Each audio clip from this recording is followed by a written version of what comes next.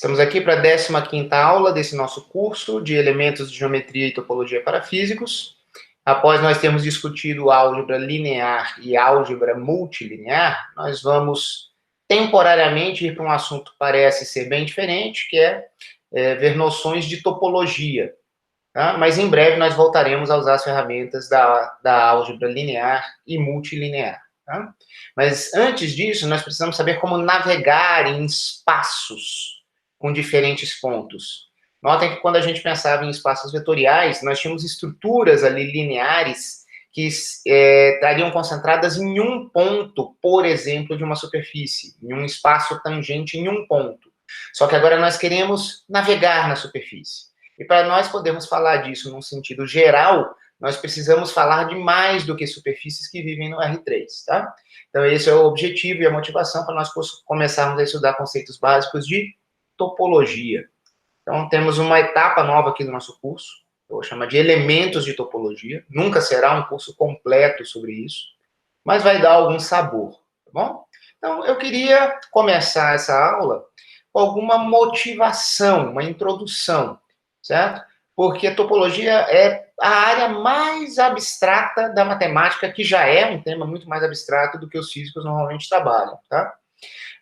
Por quê? O grande poder da matemática, expresso em álgebra e topologia, é nós termos abstrações de certas ideias que facilitam generalizações, tá? Então vamos discutir isso, mas não é só isso, tá? Vocês vão ver que nessas duas primeiras páginas da aula, na verdade, é um texto, tá? Que eu não vou ler diretamente, tá? Vou só caçar alguns elementos, tá? Mas a nossa motivação como físicos é que diversas estruturas com as quais nós nos deparamos nos nossos estudos motivam a necessidade de nós estudarmos objetos de alta dimensionalidade. E aí nós vamos precisar de noções de topologia, tá? Então, por exemplo, espaços de fase ou espaços de configuração em mecânica clássica. Não apenas em sistemas de partículas, como nós trabalhamos, mas, por exemplo, coordenação de braços e pernas de robôs, ou movimentação de satélites, tem tantos graus de liberdade que aquele conjunto de graus de liberdade constitui um tipo de variedade de alta dimensão. O que é uma variedade? A gente chama de uma variedade diferenciável ou suave análogos das curvas e superfícies que nós podemos visualizar no R3. Então, são objetos de alta dimensionalidade, tá bom? Isso surgiria abstratamente, como sendo um conjunto de possíveis variáveis, digamos assim, um espaço de variáveis de um certo problema em física. Então, nosso grande desafio é como que nós podemos abstrair e generalizar os nossos conceitos visualizados na geometria do R3 para dimensões de ordem mais alta. Isso não é trivial. Vários conceitos você não encontra um análogo direto, tá bom? Um fato que precisa ser dito para quem não tem nenhum contato com a área alguém podia dizer, quer alta dimensionalidade? Vou trabalhar no Rn. Eu sei trabalhar com N-uplas de vetores. Não, isso não é suficiente nem de perto, tá? Por quê? Nós veremos, quando nós chegarmos no conceito de variedades diferenciáveis, que variedades diferenciáveis são colchas de retalhos, certo? Então, todo mundo tem essa visão. Retalhos são diferentes peças de tecido, de diferentes tipos, que são costurados para formar uma colcha. Então, qual é a ideia? Uma variedade diferenciável vai ser um monte de recortes euclidianos. São várias cópias do Rn coladas umas nas outras de um jeito razoável, que vai ter a ver com a possibilidade de nós podermos fazer cálculo, algo como derivadas direcionais, nessas nossas variedades de alta dimensionalidade, nessas superfícies de alta dimensionalidade. Como costurar isso, precisamos ver, tá? O fato é que você nunca vai ter um sistema de coordenadas que seja válido para todos os pontos da sua variedade diferenciável em geral. Então, nesse sentido, uma única cópia do Rn, que só teria um sistema de coordenadas, é muito pobre, não dá para a gente trabalhar. Então, nós vamos construir objetos que serão superfícies generalizadas, certo? Que serão retalhos de Rn colados uns com os outros. De uma certa forma, embora não tenha um processo limite aí, mas você poderia imaginar que um círculo poderia ser bem aproximado por vários segmentos de reta concatenados, certo? É que lá tem um processo limite. Eu não preciso ter isso no conceito de variedade, tá? Então, nota, localmente, essas nossas variedades diferenciáveis serão euclidianas. Elas vão ter um caráter localmente euclidiano, tá? Então, você pensa, beleza, não estou muito distante do que eu sei fazer. Não, mas não é bem assim. Porque a forma da sua colcha de retalhos pode ser bem diferente de cada retalho. Cada retalho vai ser como se fosse um tipo de um plano, se eu estivesse falando em R2, certo? Mas o formato da colcha é importante. A gente chama isso de propriedades ou aspectos globais, tá? É aquela famosa brincadeira, né, que um topologista é um cara que não diferencia uma xícara de café de uma rosquinha. E isso é bem verdadeiro, certo? Então, formas podem ser importantes, mas não é a mesma coisa que uma esfera, certo? Então, isso já é uma motivação para a topologia. Temos outra motivação também. Não só olhar para as propriedades globais, mas uma que eu já mencionei en passant aqui no começo dessa conversa. Em matemática, pessoal, sei lá, o truque mais legal que existe para você desenvolver teorias mais elaboradas é reinterpretar objetos familiares, objetos que você já conhece, em termos novos. Porque às vezes você conhece um objeto de um jeito, digamos assim, muito visual. E aí isso não vai extrapolar para altas dimensões. Mas quando você consegue pensar no mesmo objeto que você já conhece, com um outro ponto de vista, um ponto de vista mais abstrato, pode ser que esse outro ponto de vista permita uma generalização para outras condições, outros contextos, outras dimensionalidades. E quem te ensina a fazer essas abstrações dentro da matemática são a álgebra e a topologia, tá bom? Então, para a gente fazer essas nossas generalizações de propriedades de curvas e superfícies do R3 para objetos de alta dimensionalidade, que serão nossas variedades diferenciáveis, a topologia é essencial para a gente poder trabalhar. Tá bom? Então, é isso que eu comento aqui nesse texto. Tá? E só vamos destacar aqui mais uma coisa, né? O nível de abstração que a gente vai trabalhar em topologia pode ser surreal para um físico, tá? Topologia muitas vezes é dita, denominada como o estudo das noções de continuidade e de proximidade na ausência de uma noção de distância. Eu posso ter uma métrica, uma distância, e claro que, né, uma função distância entre dois pontos de um espaço, claro que isso permite-me calcular comprimentos, né, falar se dois pontos estão próximos ou não. O nível de abstração da topologia é que nós vamos falar sobre continuidade e proximidade, mesmo em situações em que não haja uma métrica. Tá? Então, isso pode ser assustador no começo. Mas vamos lá. Estamos aqui para construir esses conceitos. Tá bom? Então, encerrada essa parte de motivação, vamos começar a discutir os elementos básicos de topologia. Tá bom?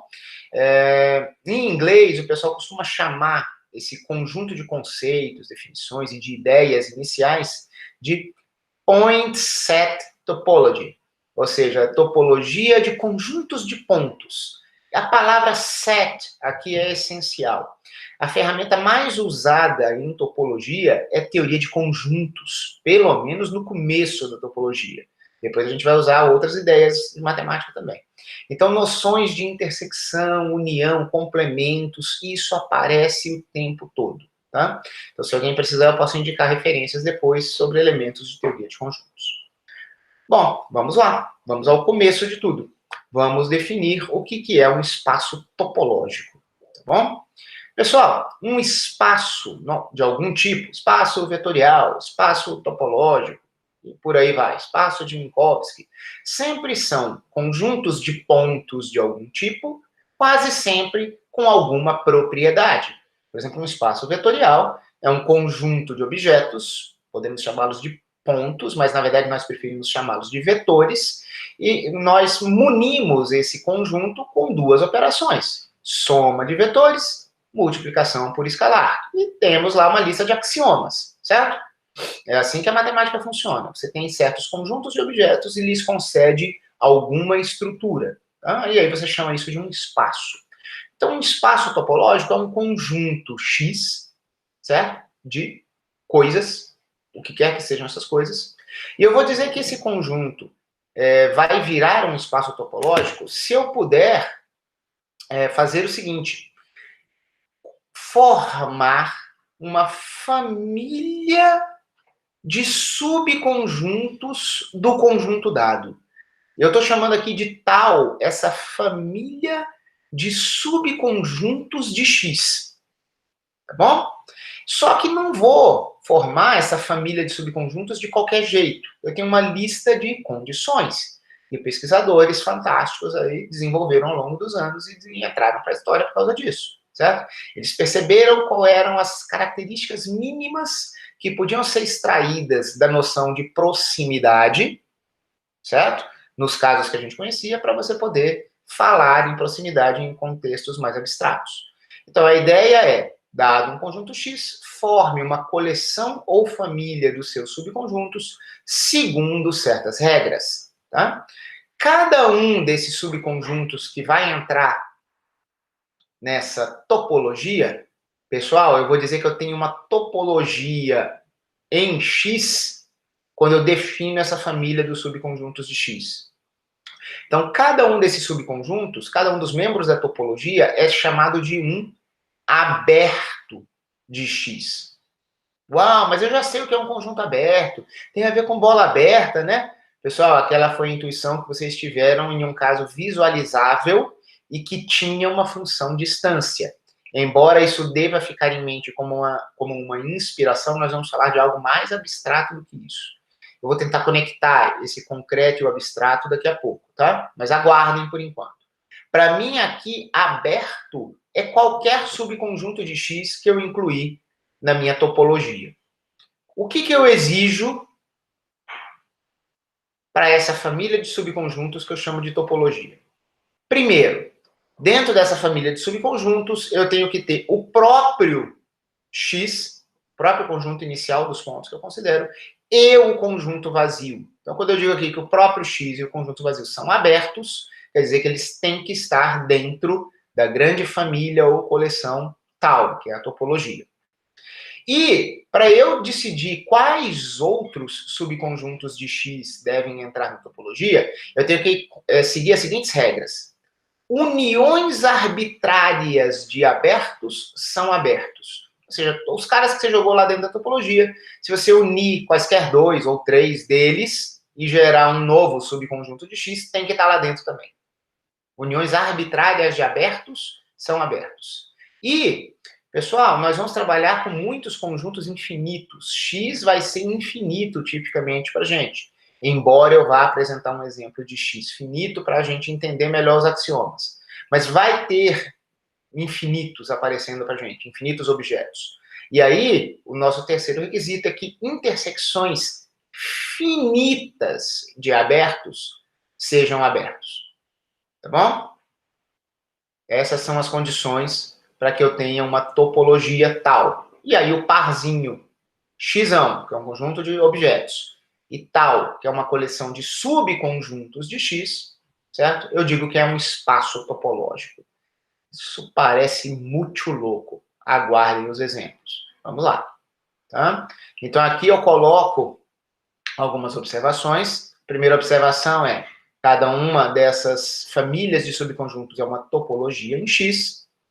Se num certo contexto já se souber qual é a topologia, vocês vão ver que, por exemplo, no caso euclidiano, a gente já tem a noção de como a gente forma essa topologia, a gente pode falar em espaço topológico X, ao invés de reservar esse nome para o parzinho X tal. Tá bom? Linguagem cotidiana. E a gente vai poder definir, pessoal, conjuntos fechados. Então, olha só. Se eu tenho um certo subconjunto de X, eu não estou dizendo que esse cara pertence à topologia, tá? Aqui eu estou pegando um subconjunto qualquer de X. Tá? Esse conjunto, esse subconjunto, vai merecer o adjetivo fechado se o seu complemento for aberto. Tá? Aqui a gente tem que usar a teoria de conjuntos. Complemento de um certo conjunto dentro de um contexto maior. Então, x é um grande conjunto, y é um subconjunto dele. O que é o complemento? É tudo que está em x e não está em y. A gente representa o complemento ou por uma barra ou por um C aqui nessa posição, tá bom? Isso aqui é um outro contexto. Entenda que é o que está em x e não está em y. Então é isso. Um certo subconjunto de x será denominado fechado se o seu complemento for aberto. Se o seu complemento pertence à topologia, tá bom? Ai, terrível, né? Vamos tentar ver um caso bem concreto para ilustrar essas ideias? Então, vamos ver aqui 2 grandes exemplos, certo? Que vão ser a essência dessa aula, para a gente começar mais ou menos devagar, tá bom? Então, vão ser 2 exemplos, exemplo A, exemplo B. No exemplo A, eu vou construir 2 espaços topológicos distintos a partir do mesmo conjunto x. Então, aqui eu não poderia estar usando o termo espaço topológico X. Eu tenho que falar espaço topológico X tal 1, outro espaço topológico X tal 2. Tá? X, pessoal, vai ser a coisa mais simples possível, não trivial demais. Eu poderia ter um conjunto singleto no X, só que aí não há muito o que fazer, tá bom? Aqui eu vou ter um conjunto com 2 objetos, 2 números, 0 e 1, tá bom?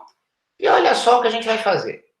A primeira topologia, eu vou denominar tal 1, ela é um conjunto, abre chaves, de subconjuntos. Quais são os subconjuntos que eu vou querer colocar aqui dentro?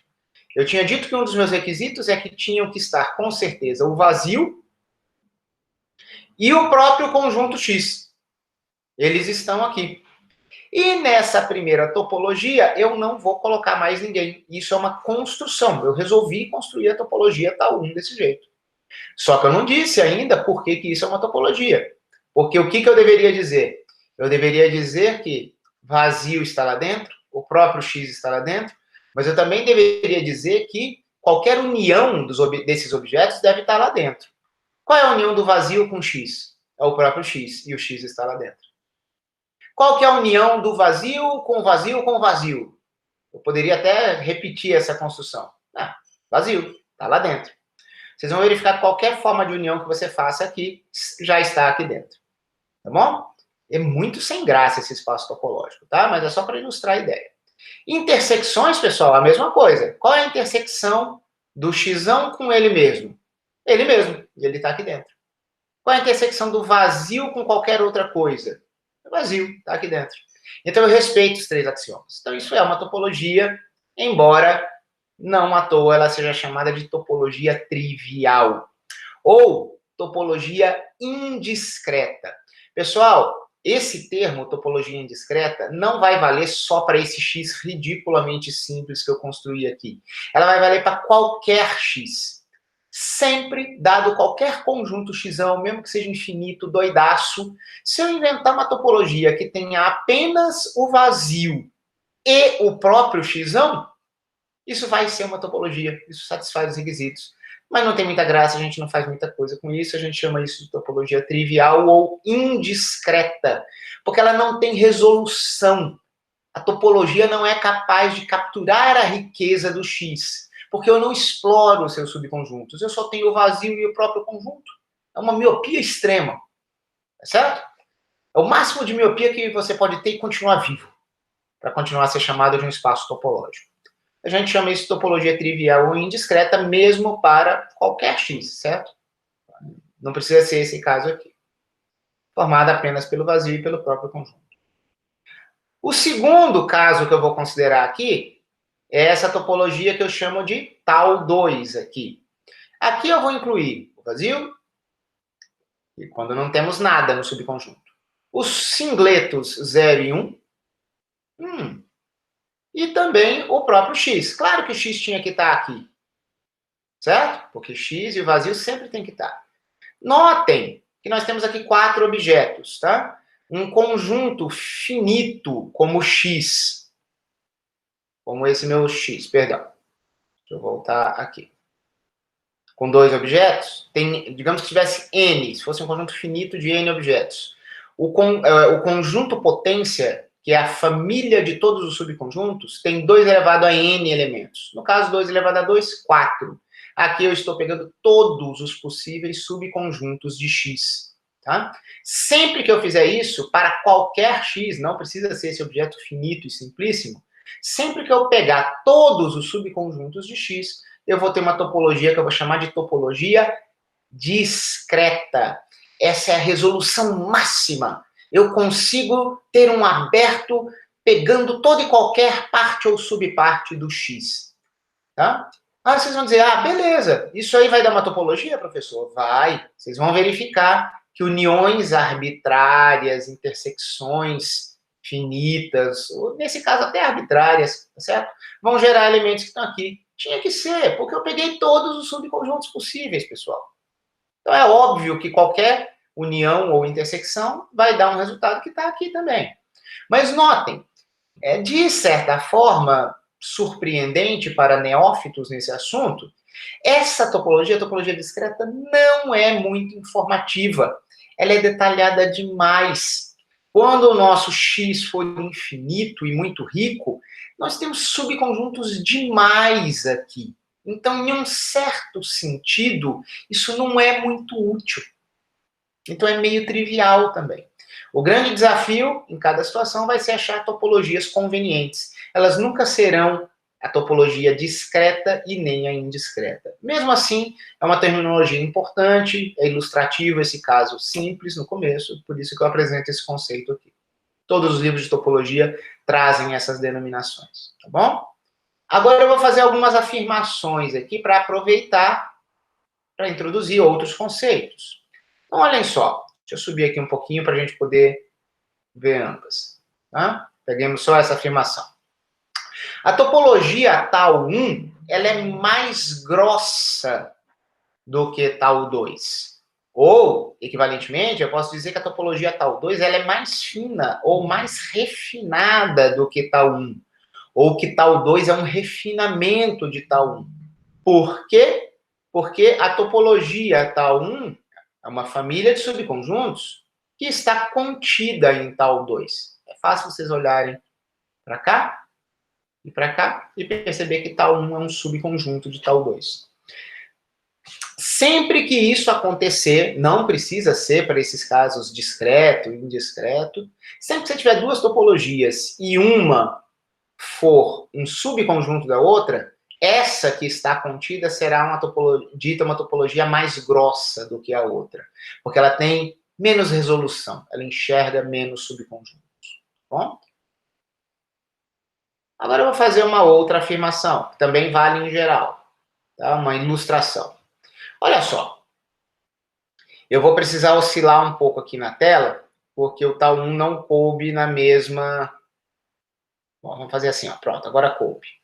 Olha só, no espaço topológico x tal 1, o vazio ele é aberto e fechado. Não se enganem com a terminologia do dia a dia que sugere uma exclusividade, certo? Que você seria aberto ou fechado. Nesse contexto em que nós nos encontramos, nós podemos ter um subconjunto de x sendo aberto e fechado ao mesmo tempo. Vejam a definição. Olha lá, o vazio é aberto porque o vazio pertence à topologia. Tá bom? Mas quem é o complemento do vazio? É o todo. Se o meu complemento pertence também à topologia, perdão, o meu complemento, desculpa, me enrolei aqui, vamos lá. Eu digo que um conjunto é fechado se o seu... um conjunto, né, um subconjunto, membro da topologia, ele é fechado se o seu complemento for aberto. Tá bom? Então, vamos lá. Vazio. Tá? Eu sei que ele é aberto, porque ele pertence à topologia. Maravilha. Tá? Agora, qual é o seu complemento? O seu complemento é x. Ora, o complemento dele é aberto. Isso quer dizer que ele é fechado. E vice-versa. Tá? Eu sei que x como um todo é um aberto, porque eu o incluí, não só nessa topologia, como em qualquer topologia. O conjunto original tem que entrar. Tá bom? Qual é o seu complemento? Seu complemento é φ. O φ pertence? O seu complemento é aberto? Sim, então o 0,1 é fechado. Então, como eu disse, de uma forma que contrasta com o nosso uso desses adjetivos no dia a dia, nós temos a possibilidade de termos subconjuntos abertos e fechados simultaneamente. Então, em x tá 1, φ é aberto e fechado. O 0,1, que é o x, também, ele é simultaneamente aberto e fechado. Agora, notem, nós temos outros subconjuntos de x nesse caso. Notem que nós temos aqui os singletos 0 e 1. Eles são subconjuntos de x. Eles não pertencem à topologia. Os singletos 0 e 1 não estão aqui. Mas isso não é problema. Eu posso avaliá-los como abertos ou fechados. No caso, eu vou dizer que o 0 não é aberto. Por quê? Porque ele não está na topologia. Agora, podia ser que ele fosse fechado. Eu tinha que analisar o complemento dele. Qual é o complemento do singleto 0? É 1. Será que o 1 está lá? Se o 1 estivesse, o 0 seria fechado. Mas não, o 1 não está lá. Então, o 0 não é nem aberto, nem fechado. Não apenas nós temos subconjuntos podendo ser simultaneamente abertos e fechados, como nós temos subconjuntos de x que podem não ser nem aberto, nem fechado. Tudo isso que eu falei vale para o singleto 1 também. Nessa condição, nesse espaço topológico x está 1, o 1 também não é nem aberto nem fechado. Tá bom? Só que agora vamos olhar tal 2. Na verdade, espaço topológico x tal 2. Pessoal, lá eu tinha a topologia discreta, não é isso? Então, eu tinha todos os subconjuntos. Então, eu faço aqui a seguinte afirmação. Todo e qualquer subconjunto de x, ele é aberto e fechado em x tal 2. Verifique. Está aqui tal 2. Tá? Todos os subconjuntos estão aqui, todos eles são abertos. Como estão todos aqui, todos os complementos de cada um deles também estão aqui. Se o meu complemento é aberto, porque está aqui, eu sou fechado também. Então, nesse segundo espaço topológico, cada um deles é aberto e fechado. Notem, qualificar, por exemplo, os singletos 0 ou 1 como abertos ou fechados depende da topologia e não do x. Tá? O conjunto sozinho não te diz nada. Você precisa dizer qual topologia você escolheu. Essa mensagem é importante. Tá bom? Pensem nisso com mais calma. Vamos ao nosso segundo exemplo, que vai ser um exemplo geométrico, não puramente topológico. Nós temos uma visualização mais fácil aqui. Tá bom? Então vamos lá. Vai demorar um pouquinho para eu chegar na topologia, mas por outro lado, isso aqui vai ser mais familiar para vocês, tá bom? Imagina que o nosso conjunto aqui de referência é Rn, tá? O nosso bom e velho conjunto de n-uplas de escalares reais, tá bom? E nós vamos fazer o seguinte. Num primeiro momento, nós podemos pensar no Rn peladão, tá? Claro que, naturalmente, esse cara ganha uma estrutura de espaço vetorial, ele pode ganhar uma estrutura de espaço com produto interno para a gente achar ângulos e coisas do tipo, mas aqui a gente poderia até dispensar a estrutura vetorial. Tá? Eu só quero muni-lo do seguinte: existe uma construção também em topologia básica em que eu tenho um conjunto e eu vou munir esse conjunto de uma função. No caso aqui é uma função distância ou métrica, que eu vou chamar de D, e que eu engulo 2 pontos do meu espaço e eu emito como resultado, libero como resultado, um real não negativo. Tá? Eu vou dar requisitos para essa função distância. Essa função distância, claro, eu já tinha dito que eram reais não negativos que emergeriam como imagens. Mas aqui eu digo explicitamente que essa distância é maior ou igual a zero, e eu destaco que se eu tiver 2 pontos cuja distância seja nula, necessariamente não são 2 pontos. É o mesmo ponto de x. Tá bom? Eu só tenho a distância nula de um ponto para si próprio, qualquer que seja ele. Essa distância precisa ser simétrica. E, inspirado pela geometria euclidiana tradicional, nós vamos ter aqui uma desigualdade triangular, tá? Imaginem isso aqui como lados de um triângulo. A distância entre 2 pontos sempre será menor ou igual do que a distância entre aqueles pontos, tendo como referência um ponto intermediário, tá bom? Numa visão bem geométrica, num triângulo ABC, o lado AC seria menor ou igual à soma dos comprimentos dos lados AB e BC. Nós abstraímos isso que nós vemos da geometria para definirmos uma função distância geral. Tá? Então, notem, aqui eu não escrevi esse termo, mas vai ser um caso muito particular, mas muito concreto, de um tipo de espaço topológico, que é um espaço métrico.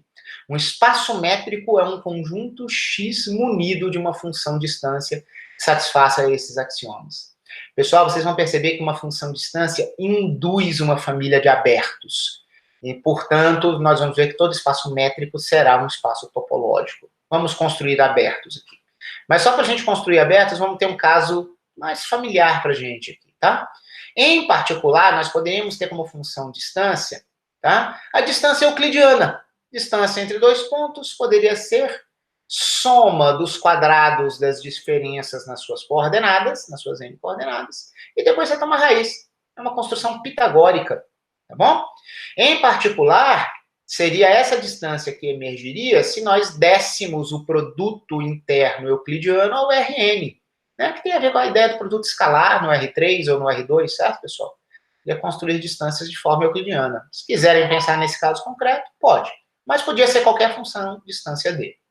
Agora, o que a gente vai fazer? Nós vamos construir aquela noção familiar dos cursos de cálculo de bolas abertas. Define-se a bola aberta de raio R e centrada em A como sendo o conjunto dos pontos no Rn, cuja distância, são os pontos X, cuja distância é aquele centro A fixado, seja menor, estritamente menor do que R, onde R é um positivo. Bom? Então, nesse caso que a nossa distância é euclidiana, isso aqui efetivamente vai ser a equação para uma região no Rn, que a gente chamaria de uma n-esfera, só que sem a fronteira, tá? Eu não igualo R. Tá? Aí eu vou fazer uma afirmação. Eu chamo isso de bola aberta, tá?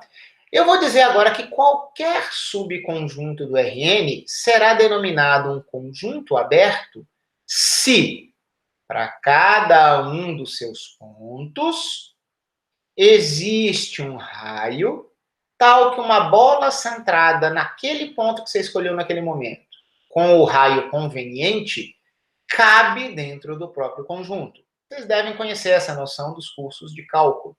Então, ó, tentei fazer um desenho aqui. Podia ter ficado melhor e maior, mas eu acho que dá para ver. Você tem um conjunto X, tá? A fronteira dele aqui eu fiz de um jeito arbitrário. Não me importa, eu não estou olhando muito para ele. Eu vou ter um conjunto U, cuja fronteira eu pus aqui em azul. Bom, eu vou dizer que o azul, o U é aberto, e tradicionalmente a gente representa isso por fronteiras pontilhadas, tá? Se eu pegar qualquer ponto dentro dele, tá aqui um ponto A em verde, couber ao redor de A alguma bola aberta contida dentro do U, tá bom? Se isso for possível para todos os pontos de U, o conjunto U será denominado um conjunto aberto, tá? Calma, eu não estou conectando isso com a axiomática da topologia ainda não. Como se eu estivesse fazendo uma conversinha só no nível de cálculo, tá bom? Pessoal, notem que toda e qualquer bola aberta é um conjunto aberto, porque dentro de uma bola aberta, certo? Tem os pontos ali dentro dela, cabem bolinhas menores, centradas em todos os seus pontos, tá? Interiores. Eu não defini isso formalmente, mas vocês têm o conceito, tá bom? Então, ó, eu estou dando uma receita aqui para dizer o que eu chamaria, nesse contexto bem concreto, de conjuntos abertos. Será que isso tem algo a ver com a nossa construção axiomática e abstrata? Tem. Porque, embora eu não vá formalmente mostrar, essa família de todos os conjuntos abertos do Rn, segundo esse critério de admitirem bolas abertas dentro de si, centradas em todos os seus pontos, é fácil ver que as uniões desses abertos são novos abertos. Você tem que brincar um pouquinho aí com a teoria de conjuntos, mas uniões desses conjuntos abertos por esse critério são abertos também. bom? É claro que a gente poderia se preocupar com as intersecções. E a gente vai ver aqui uma inspiração do porquê que nós definimos espaços topológicos do jeito que fizemos. Intersecções arbitrárias não necessariamente levam a abertos. Por isso que nós tivemos que falar de intersecções finitas. Vamos ver isso aqui. Imagina que a gente está no R1. Estamos na reta real. Ninguém vai duvidar de que um intervalo como esse aqui, ó, de menos 1 sobre n até mais 1 sobre n para n natural, ou inteiro positivo, mais explicitamente, é um conjunto aberto, tá? Para qualquer ponto aqui dentro, cabe um outro intervalinho, que vai ser a nossa bola, certo? Dentro dele, dentro de si. Escolhe um ponto aqui dentro, cabe um outro intervalinho centrado nesse ponto, um intervalo aberto ali dentro. Então, cabem bolas ali. Só que imagina qual seria a intersecção infinita desses intervalos abertos aqui para todos os n's. Imagina o que aconteceria aqui. Qual é o número que pertence a todos esses intervalos à medida que você aumenta n arbitrariamente? Vocês percebem que todo e qualquer número positivo ou negativo será excluído de algum desses intervalos para n suficientemente grande? Veja só, eu estou ensanduichando zero com essas duas extremidades, tá bom? Ao mesmo tempo, eu nunca vou excluir o zero. Então, a intersecção infinita desses intervalos abertos é o conjunto zero. E por esse critério de bola aberta ou não, ele não é aberto. Então, aqui eu percebo que uma intersecção infinita de abertos não daria aberto.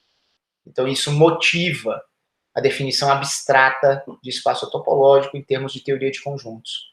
Pessoal, vocês muitas vezes vão querer pensar em bolas de acordo com esse exemplo B. Só que a definição de espaço topológico fala apenas de conjuntos. Nem mesmo existem distâncias para eu falar em bolas, tá bom? Eu só quis fazer essa construção para a gente ter alguma visão que pode nos auxiliar em construções formais posteriormente e para motivar os axiomas, tá? Por isso que a gente teve que distinguir as uniões das intersecções, tá? Isso é bem abstrato, vocês precisam trabalhar, vocês precisam fazer exercícios. Então, aqui eu ponho 2 exercícios para gente. Um deles é, imagina que você tem um subconjunto, em princípio arbitrário de X. Chama esse subconjunto de Y. E X é um espaço topológico. Suponha que para cada Yzinho que pertence ao subconjunto Y, cabe um aberto U que contenha o Y, mas não fuja do Yzão. Contenha o Yzinho. Yzinho é um elemento desse aberto U, só que o aberto U está contido em Yzão. Mostre que esse Yzão, se isso aqui valeu para cada um dos seus pontos, mostre que esse Yzão precisa ser um aberto em X. Tá? Pessoal, a dica aqui é pensar nesse Yzão de 2 formas. Como que eu vou dizer que o Y será um aberto? Certo? Aqui não tem bola, tá, pessoal? Esquece o exemplo B ali. Como que eu vou dizer que o Y é aberto? Pessoal, uma forma tradicional em teoria de conjuntos, para você dizer que 2 conjuntos sejam iguais, por exemplo, A e B, como que eu mostro que 2 conjuntos são iguais? Eu mostro que o A está contido em B e, simultaneamente, o A contém B. Simultaneamente, o B estaria contido em A também. Tá? Então, pelas regras da teoria dos conjuntos, se o A está contido em B, mas também contém B, A é igual a B.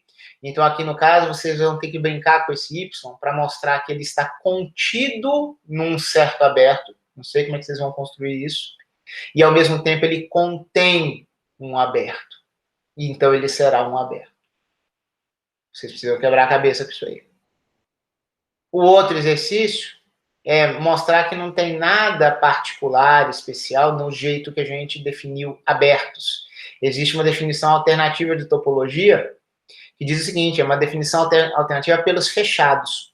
Eu quero que, se vocês pegarem um espaço topológico X qualquer, com aquele critério lá de aberto, eu quero que vocês mostrem o seguinte, se X for um espaço topológico, tanto o vazio quanto o próprio conjunto são fechados, a definição de fechado que eu dei. Intersecções arbitrárias de fechados são fechados. E uniões finitas de fechados são fechados. Notem que o caso finito e arbitrário trocou aqui do aberto para o fechado. Então, ao invés de nós termos uma família de subconjuntos de X, que nós chamaríamos de abertos, nós poderíamos ter uma outra família de subconjuntos de X, que nós chamaríamos de fechados. E nós definiríamos abertos como sendo complementos de fechados. Pensem nisso. É difícil, é abstrato, estou aqui para ajudar vocês. Então, a aula está encerrada, só peço que vocês aguardem o encerramento da gravação.